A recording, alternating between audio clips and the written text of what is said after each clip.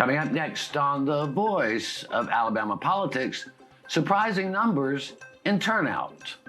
Also, Doug Jones versus Tommy Tuberville. And some incumbents lose bigly. Are you crying? Are you crying? There's no crying. There's no crying in baseball. Why don't you leave her alone, Jimmy? You know, come to think of it, crying in baseball makes more sense. But that's politics. All this and much, much more coming up next on The V.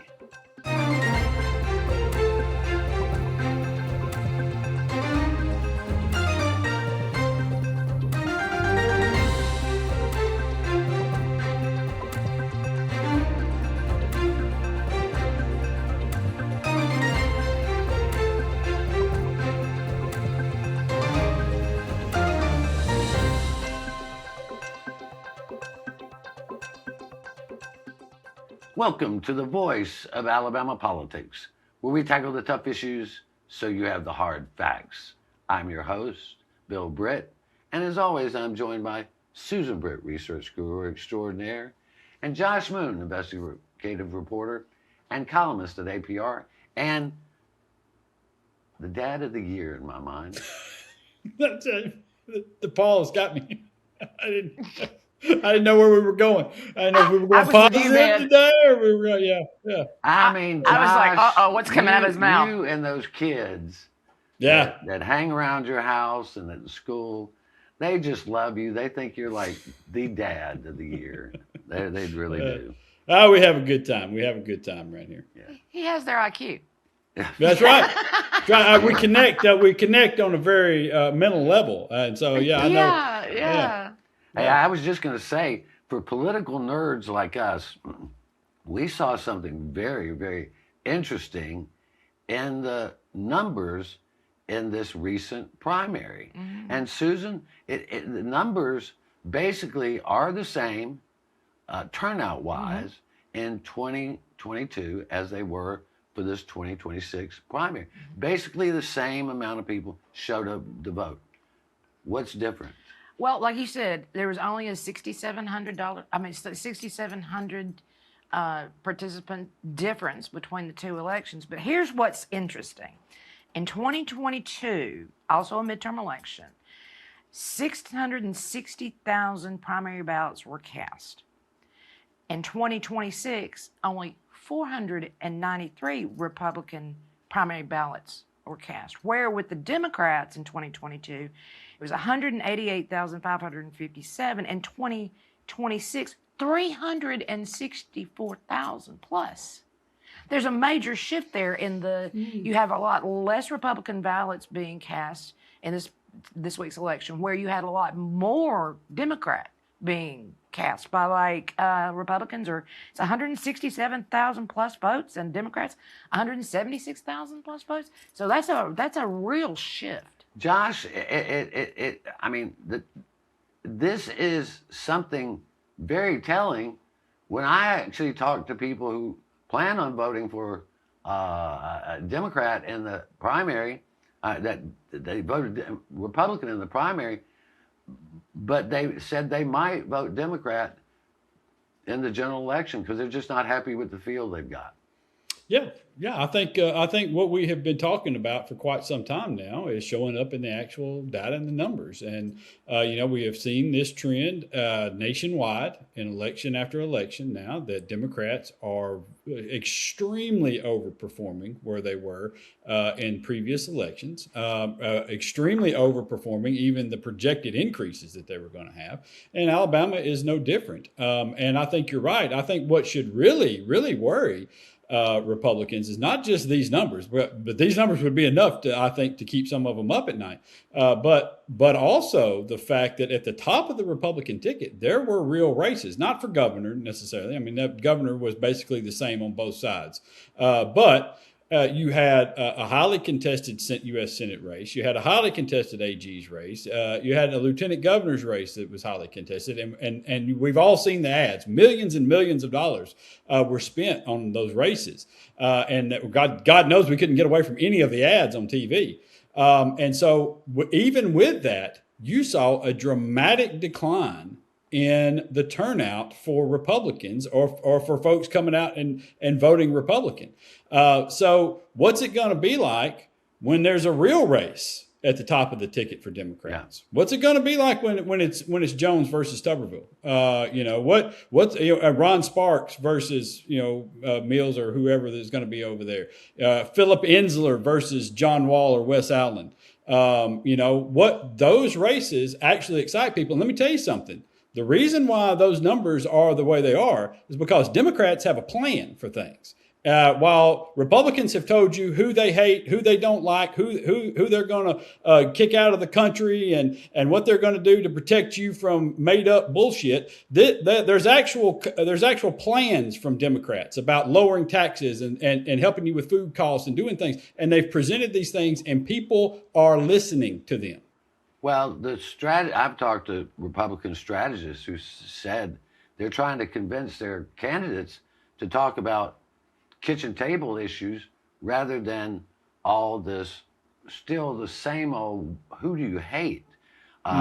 They people want to, I'm not predicting a blue wave, but people want to hear, what are you going to do to change my, we bought groceries the other day, and for $260 we got basically 3 bags of groceries, and there was no steak or anything in there, man. It's just crazy. Talking about candy and crackers, Yeah. Well, not that much. I mean, this is it. Look, and here's the thing. And when you start to really look at the numbers and break it down, first of all, in 22, the Republicans dominated most of the state. And when you went county by county, Jefferson and Montgomery were the only two where there were more Democratic ballots pulled. In this election cycle, Jefferson, Montgomery, Mobile, Madison, Tuscaloosa all had more Democratic ballots cast than they did Republicans, despite the fact that there was not a real race at the top of those tickets driving those ballots. Right. I mean, Madison County went from 51,000 Republican ballots cast in 2022 out of the 63 that were cast. 51,000 of them were Republicans. This year, out of the 67,000 ballots cast in Madison County, 43,000 of them were Democratic. And I want to bring, go. I'm sorry, John. I really need to bring this up. It's very important. 10 incumbents lost their seats in this primary. 8 Republicans, 2 Democrats. And some of these were the most institutional Republicans we had. You look at people like Dan Roberts, Greg Albritton, Jim Carnes. I mean, these are people that are institutionalists, and they tossed them out for something new. Now that doesn't say that they're going to get anything any better, but people are upset and they want change, and they're not seeing it coming out of D.C. And even in a red state like Alabama, people know that things aren't right. They know that, and nobody's doing anything about it. But unfortunately, we're going to have to leave it right there. You're watching the voice of Alabama politics. We'll be right back.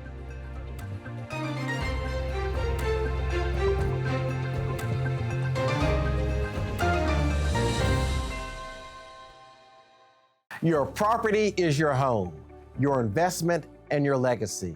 Across the country, scammers are filing fraudulent deeds, often without the owner knowing until it's too late. REACT is a free alert system.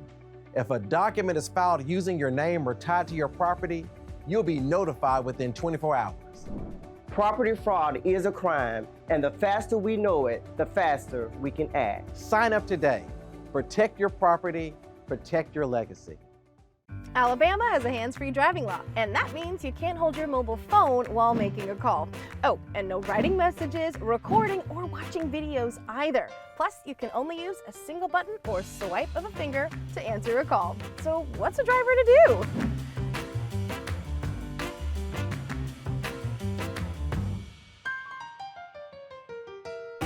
Alabama's hands-free driving law is in effect. Follow it.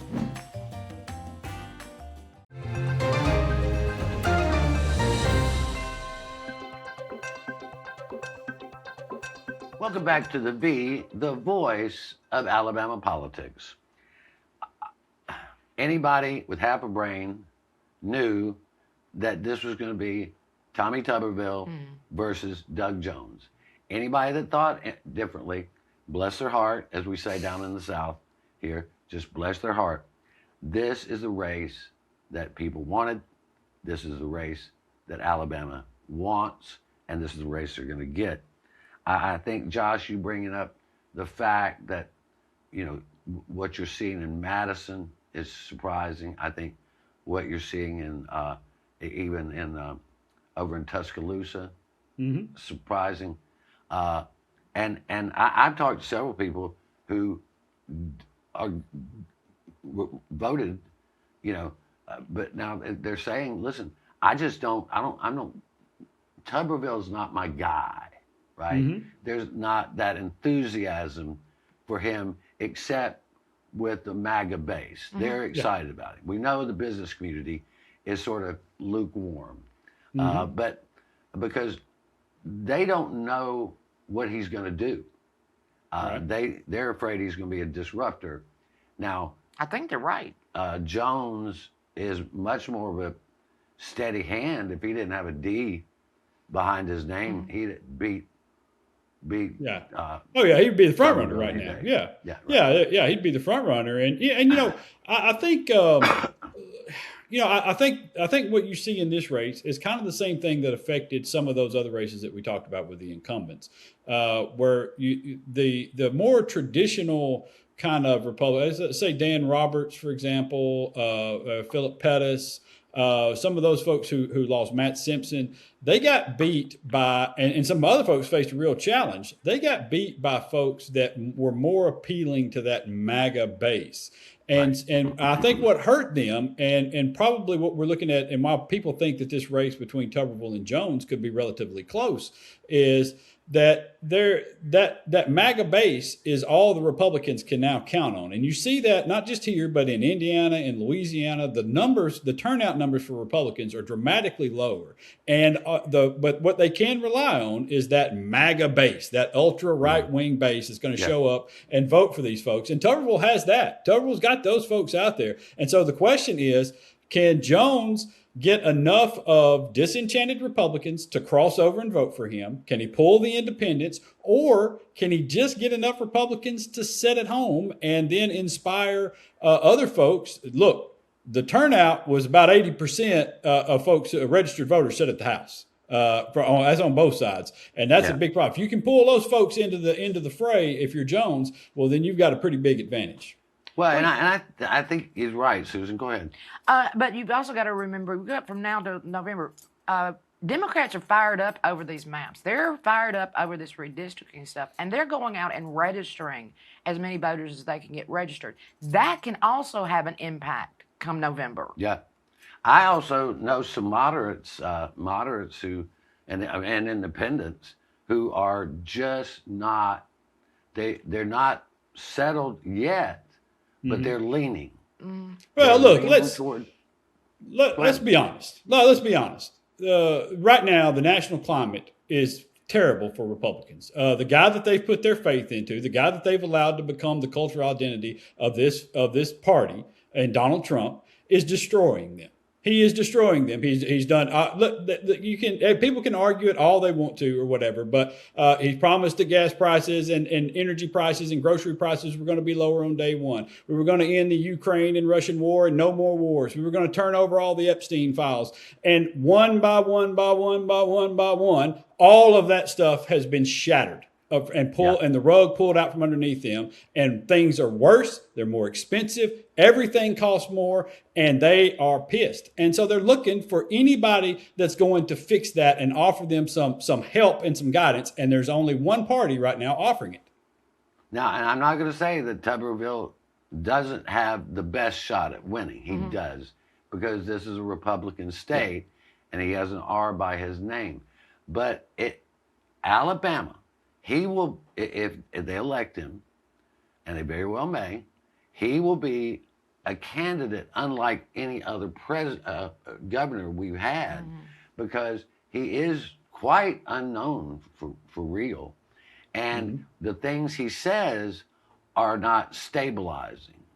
You know, he says he wants to fight communists and socialism, and I mean, define that, please, for me, because I know what socialism is. And I know what. Explain to me what communism is. Alabama's governor can actually do about that Yeah. in their restricted role. I'm sorry. Well, as That's far not as the role of the governor. I know some pretty left-leaning folks, and they aren't communists.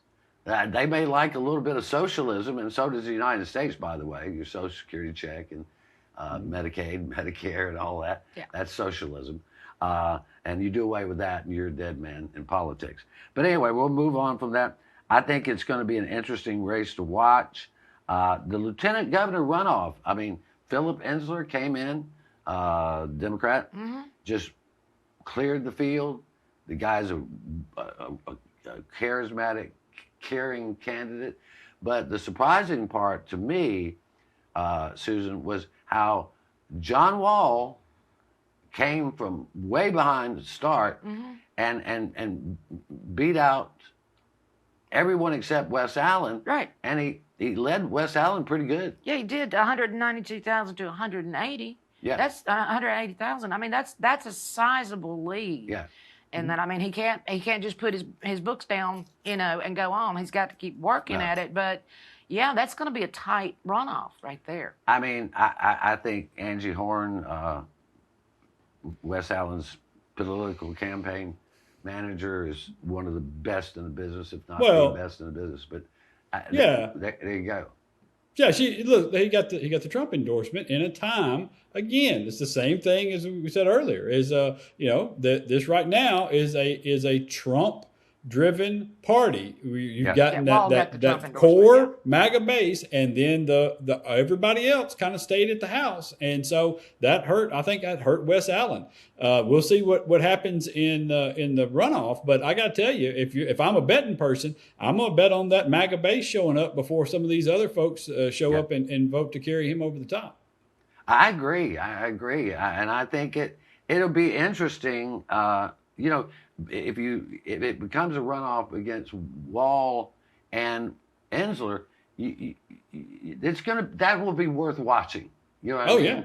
That will be worth watching, because I think both of them have an empathetic part to their personalities. They do. And they're not promoting fear and hatred. Yeah. Yeah. Well. Yeah. People really like Philip Ensler.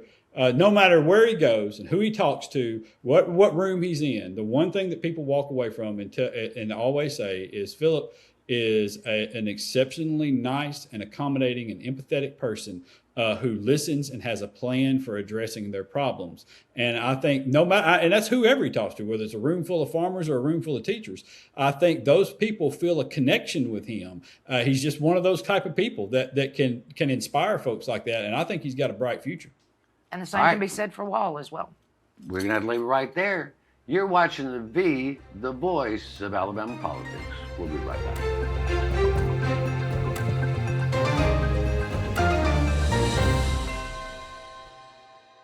Your property is your home, your investment, and your legacy.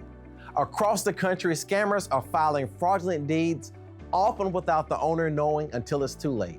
REACT is a free alert system. If a document is filed using your name or tied to your property, you'll be notified within 24 hours. Property fraud is a crime, and the faster we know it, the faster we can act. Sign up today. Protect your property, protect your legacy. Alabama has a hands-free driving law, and that means you can't hold your mobile phone while making a call. Oh, and no writing messages, recording, or watching videos either. Plus, you can only use a single button or swipe of a finger to answer a call. So what's a driver to do?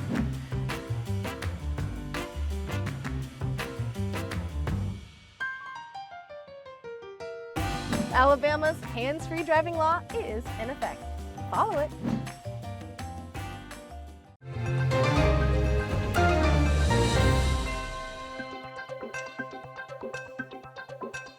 Welcome back to The V, the voice of Alabama politics. Well, the meanest, nastiest, dirtiest, low-down race that was run was the AG race. I mean, and they have spent Catherine Robertson and Jay Mitchell have spent millions of dollars to see how low they could go. They really have. I mean, some of the most disgusting ads I have ever seen in politics, and they don't give a darn or a dang or a hoot. Now, unfortunately, Pamela Casey did not have the money, but she had the talent. And actually, the money went out, and it's usually the way it goes. But Susan, how much nastier can these two get? I don't know. That's some of the most underhanded stuff I've ever seen. I mean, and the rhetoric and the launching people out, out of chairs, and I think the chairs go with them. Anyway, it was terrible. But I mean, the bottom line always comes down to the numbers. Robertson apparently was, nasty enough to get 41%, and Jay Mitchell with 34%. It'll be interesting to see in the runoff Pamela Casey did get 25% of the vote. I mean, she did get her message out there. And it's where does that 25% and where's that 25% going to go now? Yeah. I think, Robertson has had a lot of money, a lot of dark money. She's a favorite among the Federalist Society crowd. So she's gotten a lot from them. But Mitchell has thrown so much mud at her. I mean, that'd be the pot calling the kettle black for him to say, "Oh, well, she's being mean to me." And and again, it's nothing about what they're going to do for the people of Alabama, Josh. Not one thing. Yeah, listen, when you get into the general, whoever wins this, and I mean, we would all be better off if the earth opened and swallowed everybody. But when they get into the general, they'll have a Democrat there that actually has a plan, a good person. Is actually probably more like a 90s Republican. And I think so there'll be another option. But, I'll say the overwhelming nastiness of this race has come from Jay Mitchell. And I think it's because he felt like he was trailing and he got into this stuff. I mean, the stuff that he's done with the former convicted murderer, convicted manslaughtering cop from Montgomery, whose case that I covered, and I know what he did down there, and a jury convicted this man of killing the guy that he was trying to arrest in Montgomery. And him embracing that and pretending as though he was a wrongly convicted cop, as though someone planted drugs on him or something, is such nonsense and so over the top and so disgusting. It's unimaginable to me. Okay, it really is. I mean, the city of Montgomery under Todd Strange ended up. I think Stephen Reed actually ended up carrying it out, but they entered into negotiations to settle with the family of the man that he killed down there. So look, this idea that he was a wrongfully convicted cop is such nonsense. It's ridiculous. But I just think that it's the ugliness of politics. This race exemplified everything that we have that's wrong, from the dark money, from not being able to trace what they're doing, to the stupid rhetoric, to the dumb commercials, to the offensive things that they've said. It's just the dumbest of the campaigns. I tell you, and the one thing that upsets me more than anything is that they're not focused on office. Attorney General is one of the few statewide offices that can actually get things accomplished because it's so independent that they can actually help the people of Alabama, file their grievances, get things changed, help people. And these two, all they're worried about is being the politician and not actually doing the job of the Attorney General. Well, and they'll do the same thing. At least I know Catherine Robertson will.